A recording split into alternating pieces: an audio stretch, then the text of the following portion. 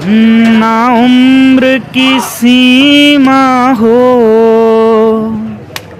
ना जन्म का हो बंधन। जब प्यार करे कोई तो देखे केवल मन। तुम हार के दिल अपना मेरी जीत अमर कर दो। होठों से छू लो तुम मेरा गीत अमर कर दो। दोस्तों नमस्कार, भारत दर्शन 2.0 पर आप सभी का स्वागत है। जैसा कि आप देख पा रहे हैं, सर्दी का मौसम है और इस मौसम में आग के साथ में सभी लोग बैठे हैं। आग से क्यों प्यार हो जाता है सर्दियों में? स्टूडेंट हो या बुजुर्ग हो या बच्चे हो, सभी आग से प्यार करने लगते हैं। दिल्ली मुखर्जी नगर की बात करें तो यहाँ पर स्टूडेंटों की तादाद लाखों में रहती है और यहाँ पे स्टूडेंट अपनी पढ़ाई को, अपने सपनों को पूरा करने के लिए दिल्ली आते हैं। दिल्ली में किस प्रकार से अपनी तैयारी को करते हैं, इन सभी के बारे में आज चर्चा करेंगे। हम स्टूडेंट का समूह बैठा हुआ है, इन सब से जानते हैं किस प्रकार से मौसम बदल रहा है दिल्ली का, किस प्रकार से कोरोना का एक कहर सा फिर से आ रहा है। इस सभी के बारे में जानते हैं बारी बारी से भाइयों से। भैया जी, आपका शुभ नाम क्या है? जी नमस्कार, मेरा नाम शुभम शर्मा है। अच्छा, क्या करते हैं सर आप? सर मेरा ग्रेजुएशन यहीं दिल्ली विश्वविद्यालय से इसी बार समाप्त हुआ है और अभी मैं यूपीएससी की तैयारी कर रहा हूँ। यूपीएससी की तैयारी कर रही है। सभी से बारी बारी से पूछते हैं। सर मेरा नाम अनिल कुमार मीणा है और मैंने ग्रेजुएशन अपनी राजस्थान यूनिवर्सिटी राजस्थान से की है, जयपुर से, और मैं सिविल सर्विस की तैयारी की है। जी सर, मेरा नाम जितेंद्र शर्मा है, मैं डीयू से ग्रेजुएट हूँ और अभी हाल फिलहाल मैं दृष्टि में यूपीएससी की तैयारी कर रहा हूँ। यूपीएससी। जी सर, मेरा नाम पंकज कुमार है, मैं दिल्ली यूनिवर्सिटी से फिजिक्स से ग्रेजुएट हूँ और फिलहाल में मैं दिल्ली दृष्टि से यूपीएससी कोचिंग कर रहा हूँ। जी सर, मेरा नाम संदीप कुमार मौर्य है, मैं वाराणसी से रहने वाला हूँ। यहाँ पे यूपीएससी की प्रिपरेशन कर रहा हूँ दृष्टि कोचिंग सेंटर से। जी सर, मेरा नाम दियाराम मीणा है, मैं अभी महाराजा कॉलेज से फाइनल थर्ड ईयर में बीएससी कॉलेज कर रहा हूँ। महाराजा कॉलेज राजस्थान यूनिवर्सिटी से कर रहा हूँ, बीएससी कर रहा हूँ। अच्छा, आप भी तैयारी पे लगे? अभी सिविल्स की तैयारी कर रहा हूँ मैं। सभी ग्रेजुएशन कर रहे हैं, किसी की हो चुकी है। मकसद सभी का है सरकारी नौकरी पाना, कहीं ना कहीं सरकारी नौकरी पाना। और आपका नाम क्या है? मेरा नाम हरीश कुमार मीणा है। हाँ, मैं संस्कृति आई से यूपीएससी की तैयारी कर रहा हूँ। यूपीएससी की तैयारी। तो हमने सभी भाइयों से जाना, और अंतिम टारगेट क्या है सभी का? क्या सरकारी सेक्टर में जाना हर एक का एक सपना बना हुआ है? सभी ने अपनी अपनी बताई है कि मैं यूपीएससी, एसएससी, सभी प्रकार के जो सरकारी नौकरी है उसमें जाना चाहते हैं। क्या भाई, आप सभी से कॉमन क्वेश्चन है, सरकारी नौकरी पाना ही हमारे सपनों को पूरा कर सकता है या कुछ अन्य सेक्टर में जाकर, जैसे कि प्राइवेट सेक्टर? तो इसके बारे में आप क्या कहना चाहेंगे? देखिए, हर एक व्यक्ति के सपने अलग अलग होते हैं। हाँ, और मेरा ऐसा मानना है कि व्यक्ति किसी भी सेक्टर में काम करे, हाँ, वो अपनी इच्छा के अनुसार कार्य करता है। मैं प्राइवेट सेक्टर में काम करने वालों को भी बुरा नहीं मानता हूँ और सरकारी में भी काम करने का नहीं मानता हूँ, लेकिन हर व्यक्ति की अपनी अलग अलग महत्वाकांक्षाएं होती हैं।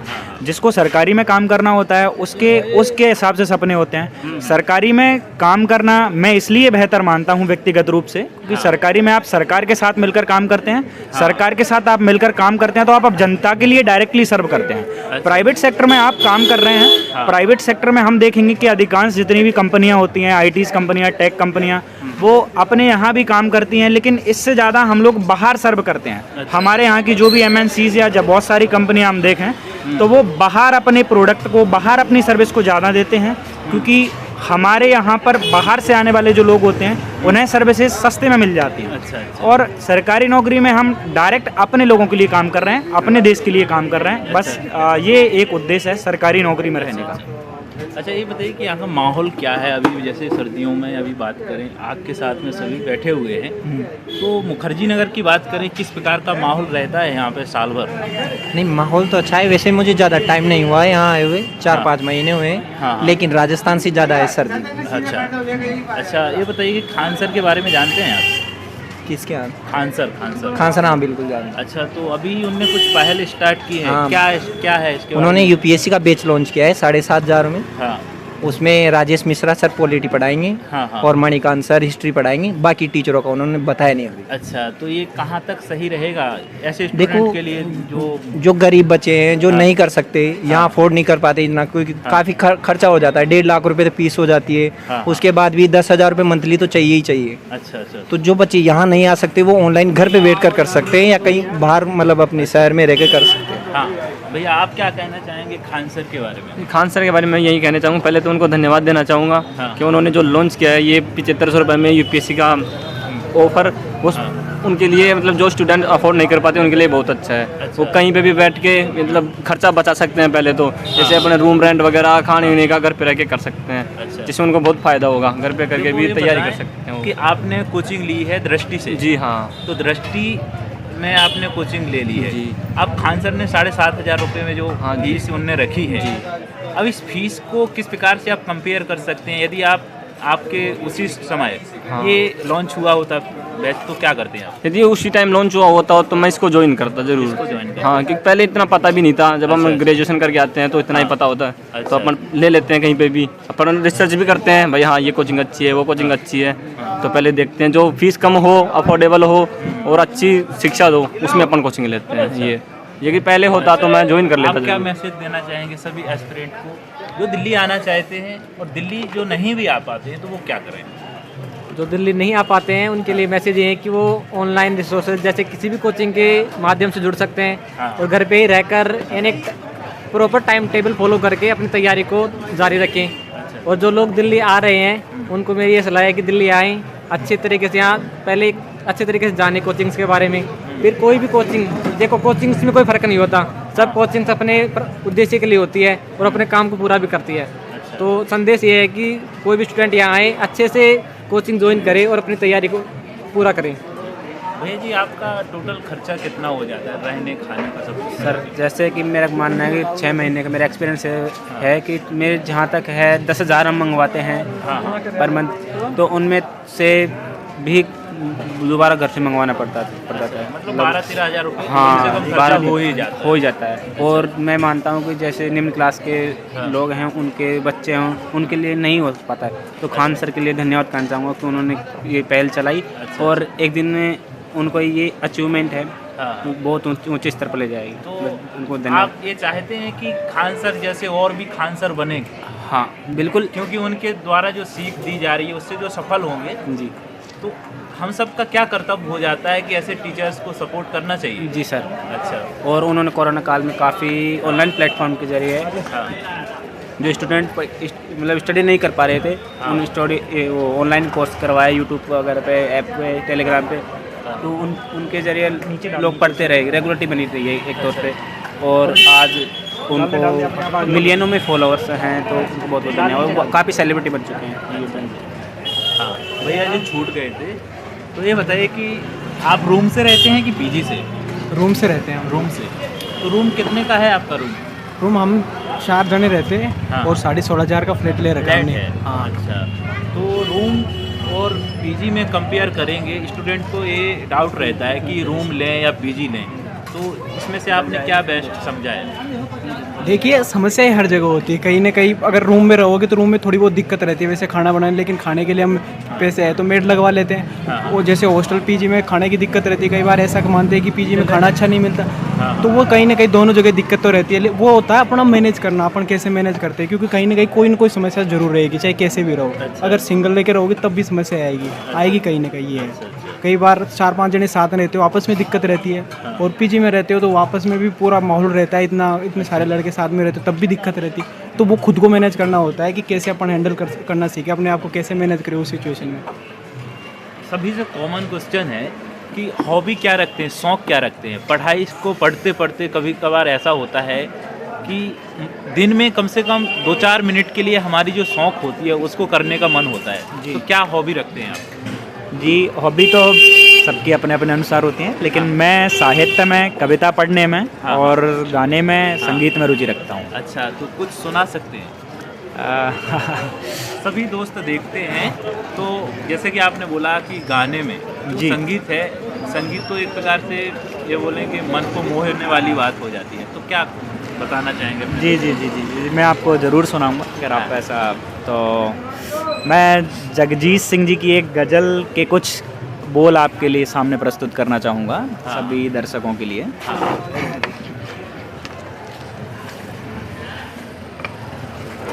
ना उम्र की सीमा हो ना जन्म का हो बंधन, जब प्यार करे कोई तो देखे केवल मन, तुम्हार के दिल अपना मेरी जीत अमर कर दो, होठों से छू लो तुम मेरा गीत अमर कर दो। ये गज़ल मेरी बहुत पसंदीदा गज़ल है। भाई ताली होना चाहिए भाई के लिए, बहुत प्यारा आपने गज़ल बोला है और सुनाया है, गाया है। जी धन्यवाद। और भाई क्या शौक रखते हैं? गाने बजाने का, डांस का तो यहाँ करवा नहीं सकते हैं। नहीं मेरा खेलने का शौक था, तो अब यहाँ तो वो तो बंद हो गया है। आप मेरा फ्री टाइम में सॉन्ग सुनने का है और कभी कभी मैं सॉन्ग चला के नाचने में लग जाता हूँ फ्री टाइम में। कुछ ऐसे शौक है जो करवा भी नहीं सकते हैं, लेकिन भाई ने जो गज़ल की है, गाया है बहुत ही प्यारी आवाज़ में। और आपने जो इनको कमेंट करेंगे, प्यार से कमेंट करना भाई को, और आपका जो कमेंट होंगे भाई के हम बताएंगे, फिर से भी ले आएंगे 1-2 वीडियो में उनको, यदि स्पेशल वीडियो बनाया जाएगा फिर भाई का, है ना। तो सभी प्रकार की हमने जानकारी के बारे में जाना।